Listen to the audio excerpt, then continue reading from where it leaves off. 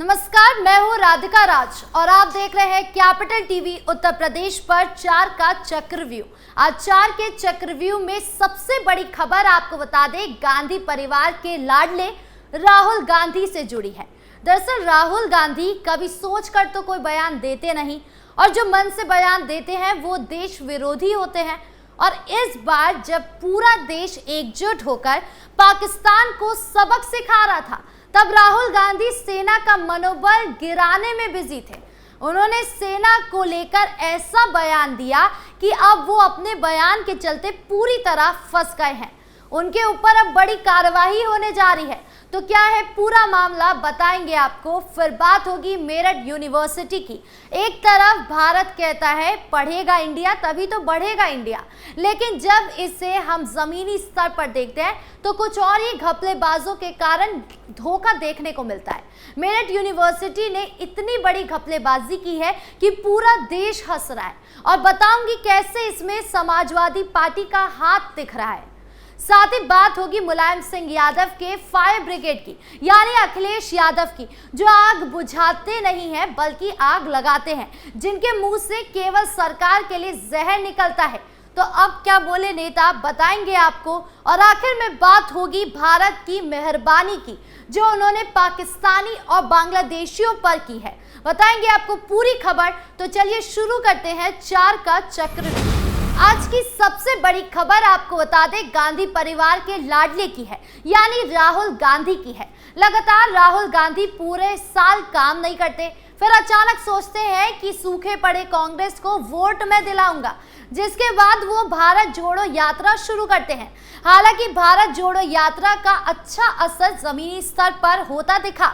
राहुल गांधी और कांग्रेस की इमेज सुधरने लगी थी, लोग उनसे जुड़ने लगे थे। लेकिन राहुल गांधी तो राहुल गांधी है, जब तक मुंह से कुछ देश विरोधी बयान न निकाल ले उन्हें सुकून कहाँ। उन्होंने उसी भारत जोड़ो यात्रा में सेना को लेकर आपत्तिजनक बयान दिया। उन्होंने ऐसा बयान दिया था कि लोग उनको गरियाने लगे थे। हालांकि ये काम वो पहले भी कर रहे थे, लेकिन इस बयान के बाद माहौल ही गर्मा गया।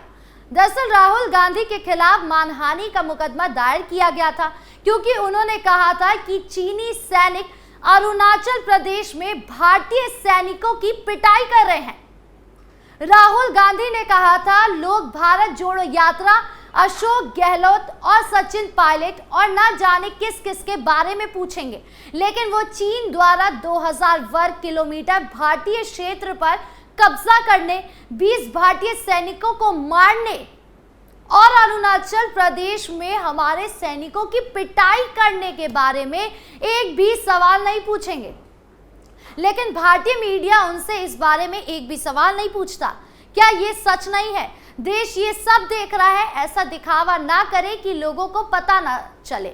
मतलब राहुल गांधी चिल्ला चिल्ला कर कह रहे हैं कि चीन भारतीय सेना की पिटाई कर रही है, जबकि जमीनी स्तर पर जाकर देखा जाए तो भारतीय सेना हर दुश्मन देश की कमर तोड़ने में सक्षम है।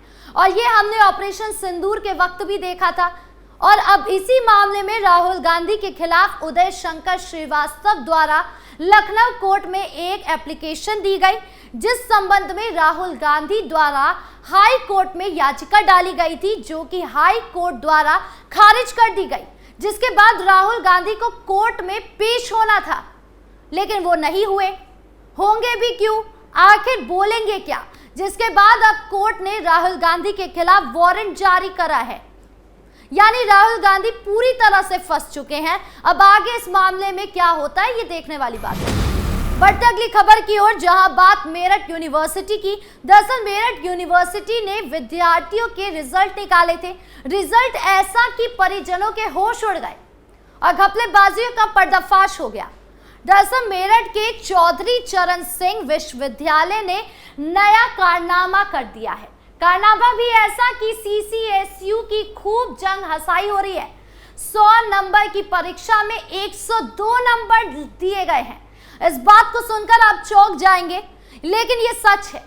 CCSU ने जो रिजल्ट जारी किया है उसमें 1-2 नहीं, न जाने कितने ऐसे छात्र छात्राएं हैं जिनको इतने नंबर दिए गए हैं जो आ ही नहीं सकते।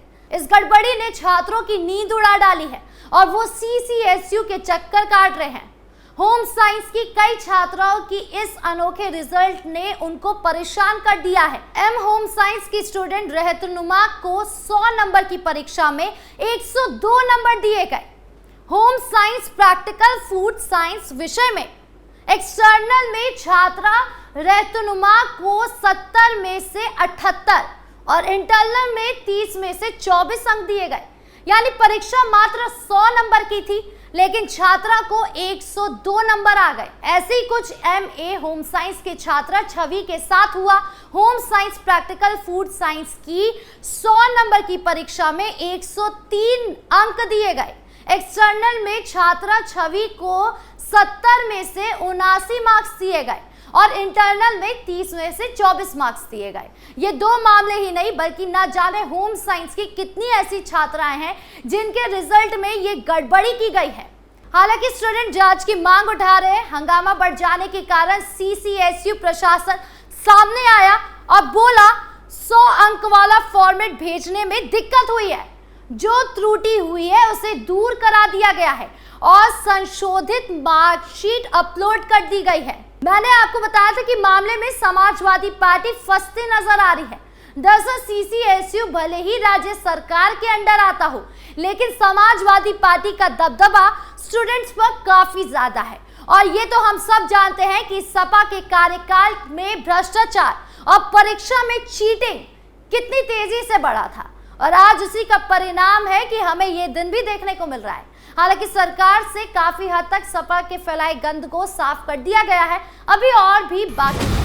बढ़ते अगली खबर की ओर, जहां बात मुलायम सिंह यादव के फायर ब्रिगेड बेटे की यानी अखिलेश यादव की, जो आग बुझाते नहीं बल्कि लगाते हैं, जिनके मुंह से केवल सरकार के लिए जहर ही निकलता है। दरअसल रोजाना की तरह अखिलेश यादव ने सरकार को चुनाव को लेकर घेरा।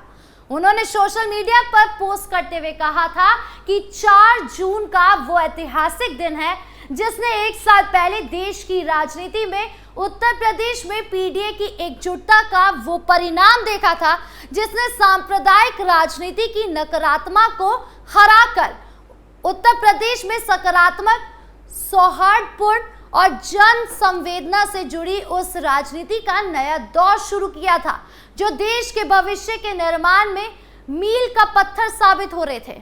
उन्होंने लिखा कि पीड़ित, दुखी, अपमानित, हर पिछड़ा, दलित व अल्पसंख्यक और आधी आबादी के रूप में प्रताड़ित महिला, उत्पीड़ित आदिवासी, गरीब, किसान, मजदूर, कारोबारी, नौकरी पेशा, बेरोजगार, युवा और हर एक वर्ग का हर पीड़ित PDA से लगातार जुड़ा है और एक बड़े PDA परिवार का निर्माण कर रहा है। PDA ही भविष्य है, जो पीड़ित वो PDA। यानी कुल मिलाकर अखिलेश यादव ने भाजपा को वो दिन याद दिलाया जब अखिलेश यादव यूपी के लोकसभा चुनाव में ज्यादा सीट लेकर उभरे थे। हालांकि भाजपा सरकार ने उनके लिए कहा था ये तीर नहीं तुक्का है, जो कि अगले यूपी चुनाव में साबित भी हुआ। अखिलेश यादव का PDA फॉर्मूला बुरी तरह से धाराशायी हो गया और योगी सरकार एक बार फिर यूपी में उभर कर सामने आई और तब से CM योगी का वर्चस्व किस तरह से यूपी में काबिज है, ये तो हम सब देख ही रहे हैं। अखिलेश यादव को बीते वक्त को छोड़कर आगे की रणनीति पर काम करना चाहिए, क्योंकि जिस तरह से नेता का PDA फॉर्मूला चल रहा है और जिस तरह से सांसद लगातार कोर्ट के चक्कर काट रहे हैं, उससे ऐसा ही लग रहा है कि अखिलेश यादव के सत्ता में आने का सपना ही रहने वाला है।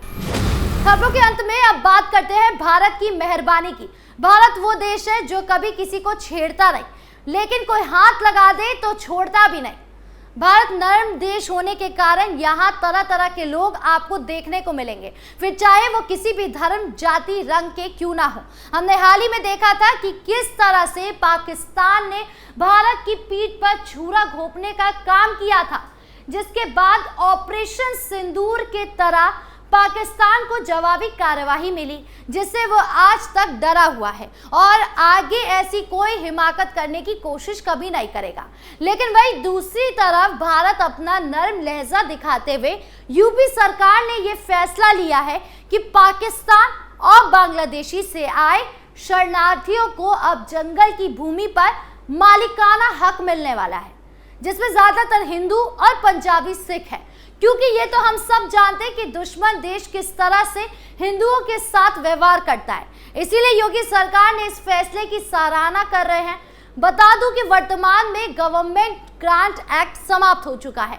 इन शरणार्थी परिवारों को दी गई जमीन पर भूमिधर अधिकार देने के लिए अलग से कानून बनाने की जरूरत होगी, ताकि इन मामले में मौजूदा नियम लागू किए जा सके। उत्तराखंड के कई जिले में किया भी जा चुका है और अब यूपी में भी किया जा रहा है। आपकी इस पूरे मामले को लेकर क्या राय है, कमेंट बॉक्स में जरूर बताएं। 4 के चक्रव्यूह में आज इतना ही। नमस्कार।